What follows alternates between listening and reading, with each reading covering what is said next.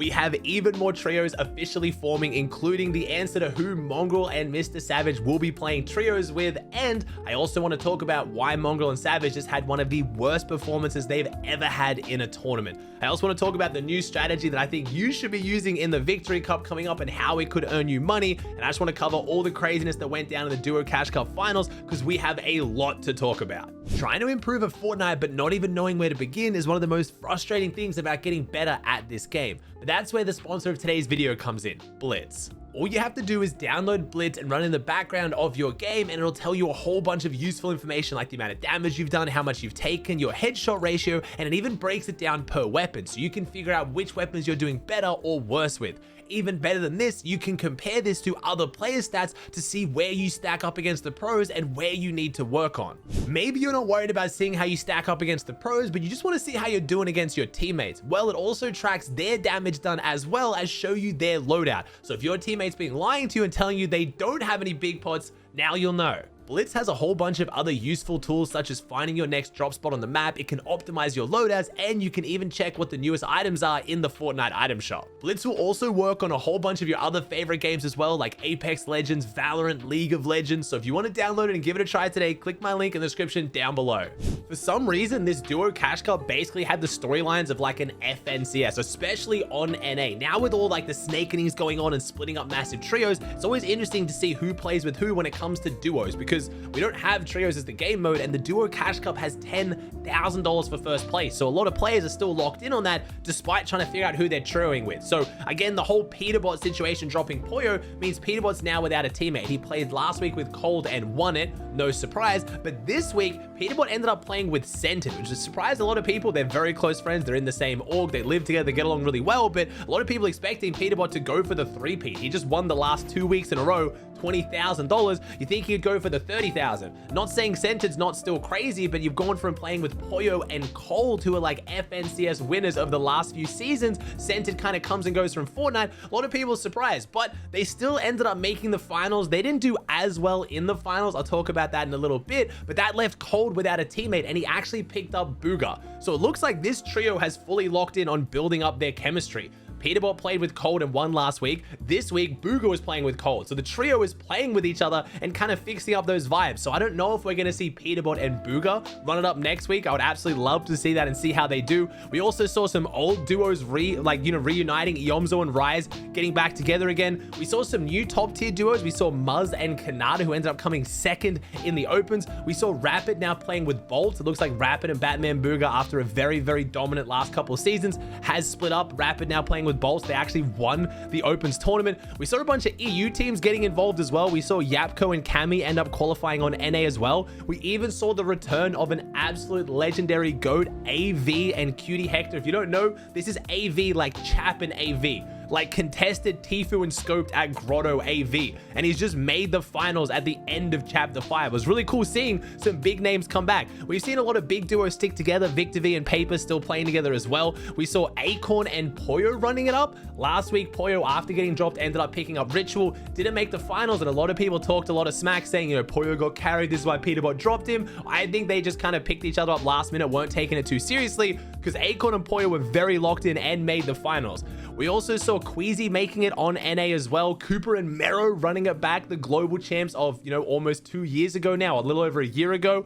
We also saw Clarity G, another OG, coming back for this one as well, and a name you probably wouldn't expect to see making it not only to a finals, but to an NA finals. Leo_HD. That might not mean anything to you, but that is Blood X. Yes, the legendary Fortnite coach of players like Clix, who is over 30-year-old and a dad, and he's qualified on NA from EU with Turtle, another EU player. Don't know how NA's let that happen. A lot of EU pros were very quick to point this out to smack talk them. So it was interesting finals, and the finals also lived up to the hype after the qualifiers.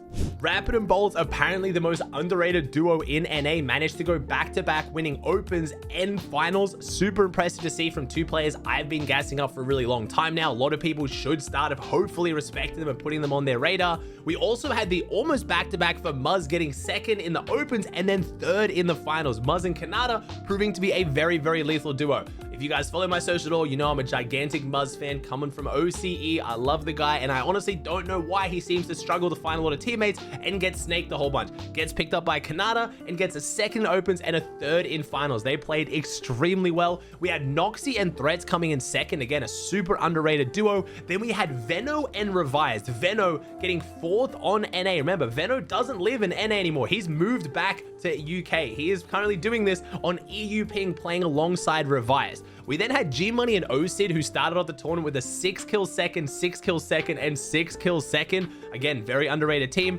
Victor V and Paper pulling off a 6th, Ages and Ritual in 7th, Cold and Booga in 8th. So unfortunately, they had a 0 kill 36 in their last game, which dropped them outside of the running for that podium finish. They still did really, really well. We had Dash and Bryce, and then Zachary and Rolls. Now, you probably noticed there's a few big names missing. They're only a little bit further down the leaderboard. Clicks and Reet came 11th. It's worth mentioning in their 5th game, Reet actually disconnected.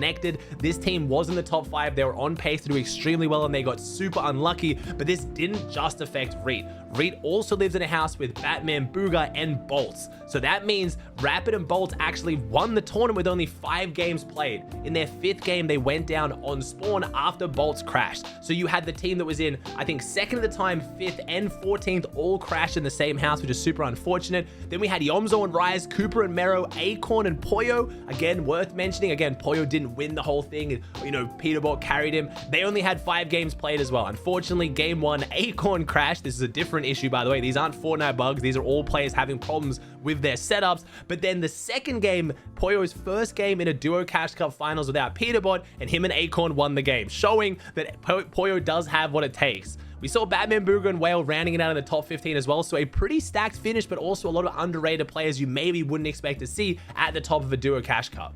I know I mentioned some of the OGs coming back. I wanted to shout out how they went. We actually had AV coming in 18th in his first duo Cash Cup finals in I don't know how long. Sentinel and Peterbot got 27th, sort of crazy finish, a big underperformance by Peterbot's standard, but again, don't think he was taking it too seriously. Peterbot's also been sick the last few days. That's why he didn't stream the opens or the finals, so pretty understandable he wouldn't perform as well as usual if he's not feeling too well. Queasy ended up coming in 38th after all that from EU. Turtle and BloodX got 46th. Unfortunately, BloodX did not earn in the finals after making it, but hey, being over 30 years old with a child, making it on over 100 ping is insanely impressive in itself. I will mention, if you're wondering why this finals was so stacked, why so many good players are doing well, or a lot of these OG players are coming back and doing well, I have to say it's probably just because of Siphon. You combine no mobility with Siphon, and a lot of really smart, really consistent players can thrive. And I know you're thinking no mobility is frustrating when you have idiots jumping on you on backside of zone. The Siphon helps this a little bit. If you can get 40 health or shield off the player who fights you or keeps you a little bit more topped up to keep pushing forward. Next week's 50 effective health is going to be so beautiful. I'm so excited to have OG Siphon. I will just say, after seeing this 40 effective health Siphon, I would be so happy if this is the week they chose. Obviously, I'm hoping for next week. 50 is just so nice, but we watched a single duo Cash Cup opens, and I just couldn't believe we ever took Siphon out of the game. I have no idea what Epic was thinking. We still don't, to this day, know why Epic took out Siphon. No one's ever been able to give a solid answer. The best we've ever been able to come up with is the fact that it does make the game more skillful, and that's why Epic doesn't like it. Like, if you're super aggressive and you're chaining kill after kill, you're getting siphons, you're getting refreshes, it's a lot harder to take you down. Where if you don't get siphon, you jump in, hit someone for, 200, they hit you for 100, now you're on 100 health and someone keys you, it's easier for that worst player to take you down. You're now punished for playing over aggressive, where if you get the siphon, you're up to 150, you can do a bit more with that. And Epic doesn't like that, which I guess in some ways, but watching the endgame clutches is so much fun. That's why I really hope we do get a strong version of Siphon. I have a feeling Epic is going to pick a weaker version of Siphon because they've shown that they just don't like it in the game for whatever reason, like the 25 health or 25 shield week they're suggesting. I don't know how they're going to decide which is the best version of Siphon and which is the most popular. This week was extremely popular. I imagine next week is going to be even more popular, especially when you combine it with the medallion. If you have the Siphon medallion, you gain the extra 50 health and shield from that as well. So next week in the Solo Victory Cup finals, we're going to have people gaining 100 health or shield on kill, and I'm very much expecting we might finally see the 40 bomb dropped this season. Marius just got 33. If you want to check that out on my React channel, it's a banger video, and now it looks like we're starting to open up the race for this 40 bomb again, and with that extra Siphon, I think it could be a huge potential. I am interested to see how like the health over time one goes. We don't know exactly how fast it's going to heal you just yet, but if it only gives you health and not shield, it won't still have that value of being contested on spawn, or like I just said, you know, when you get fought in mid game and you get topped up on your shield to then fight off the third party. I really just hope we go simple with effective health and shield. But all I know, after the first couple tournaments with Siphon, I am so happy it's back. The viewership is up, the player base is up, the better players are qualifying. It is just all around W's. Moving on over to EU, we had a very familiar duo in first place. The Germans Vico and Flixie putting another $10,000 in the bank, winning on 293, only 6 points clear of second, and it was even closer because it came down to a game 6 win to clutch it up. Dan DePuzzo and Panzer went into game 6 with a massive lead on everyone else on the leaderboard. Pretty much thought the tournament was theirs. They had a 4th, 16th, 1st, 5th, 2nd, really good match history, and in the last game they go down with 0 kills in 47. This opens it up for a bunch of teams to jump over them, but pretty much everyone started to fall short. We had Sky and Scroll go down in 22nd, Wox and Veno. Veno just came 4th on NA and 5th on EU. He had a chance to win it, but came 45th and 37th in his last 2 games. But Vico and Flixie, ice in their veins, stepped up in the last game and got a 7-kill win to clinch it. Super exciting to watch, super exciting finish. I love that Fortnite changed the prize pool of these tournaments, with first being 10,000 and second being like 3,000. It really does make the win feel so much more rewarding, so those clutches are so much more exciting. Now again, we had Sky and Scroll in third, who I've been gassing up a whole bunch. The super young Danish duo where Scroll literally plays on a scroll wheel. All of his builds and all of his weapons, he has no keybinds. He has to scroll through them like Combat Pro on mouse and keyboard. Ping and Malibuka, super underrated duo. Again, Malibuka and Mustache no longer playing together, it looks like, as far as trios goes. I've talked about this already. Mustache is going to be going and playing with Swizzy and Vanya. Malibuka's left on his own, so it looks like he's found a new duo. Wox and Veno I just talked about. Dre and Marino, I think. Then we had Cringe and Jake Buka, Robin and Axe Force, Rickbor and Rax, and then Yanis and Rezon. Now, you'll notice big team missing, Mongrel and Savage. If you watched any of the EU finals, you know exactly what happened here. They finished in 47th overall, only getting 12 points in 5 matches. Now, only having 5 matches, not 6, kind of suggests what's happened here, but it doesn't show the whole story. Mongrel and Savage were having terrible internet issues. And I know a lot of this video has been talking about internet issues. This isn't a Fortnite problem. This is actually with Mongrel and Savage. Because Savage has now moved to London, he is now living with Mongrel. They are sharing the same router, and it is overheating. Because they have now connected both of their game PCs and stream PCs to this router, it has 4 connections and it just keeps dropping out. They freeze for 5 to 10 seconds at a time. Their streams cut out. They just can't move. Sometimes Savage will just stand in the middle of the open on spawn. Mongrel has to box him up. It was a nightmare. It completely threw their vibes off and they played terribly, but understandably so. I saw a lot of people seeing this placement and thinking, oh, they fell off. Mr. Savage has to drop Mongrel. It's over. They're terrible. They had some of the worst circumstances. The fact they even stuck it out to the very end and played out the 6 matches, they missed one because Savage was actually watching my stream and forgot to queue, but they stuck it out for the whole tournament. Honestly, I respect it. After a few games, those internet issues, I would have just called it. It was so pointless. There was clearly nothing they were going to be able to do. Their streams kept crashing, so obviously they couldn't even just say they're farming the content and the numbers. It was a nightmare, but I wanted to mention it for anyone who was trying to say that they played terribly. It really wasn't their fault. But they do have a new modem apparently for the reload cups onwards. It should be fixed, and fingers crossed we have Mongrel and Savage firing again.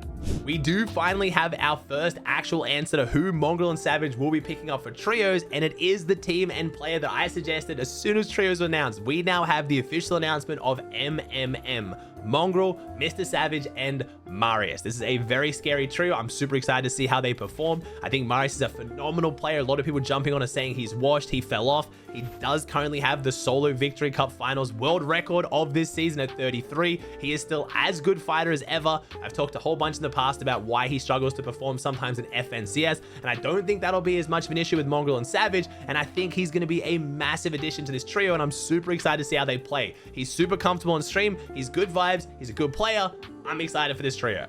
You may have already seen it. It's doing the rounds on TikTok and YouTube, but you can now combine shield bubbles with balloons to get the freest rotate ever. It's super simple. All you have to do is get the balloon medallion from the presents, which are in competitive, and then have your teammate throw a shield bubble on it, and you can rotate for free. No one can shoot you. And both these items are in zero build. This is especially strong in zero builds where you're already carrying the shield bubbles anyway. Now, I didn't really see anyone doing it today in the Duo Cash Cup Finals. Unfortunately, I really wanted to see someone pull it out. 4 builds, it's probably not worth carrying the shield bubbles over just carrying triple meds or even the flare guns, which have been really strong and competitive. But in zero builds, we are already carrying the shield bubble. It's honestly a no-brainer. It is one of the freest ways to rotate in a game mode where normally you can't move without just getting beamed. So if you haven't tried it, mess around with it. It's also extremely fun just to pull out in pubs and ranked. It still catches a lot of people off guard. And again, every time they add balloons, there always seems to be some secret crazy strategy that people cook up. With the Solo Victory Cup finals coming up in a few days, I truly think we're gonna see people earn because of either this strategy or just the balloons in general. There's always so many weird, goofy things you can do with them, and it catches people off guard. So don't sleep on the balloons.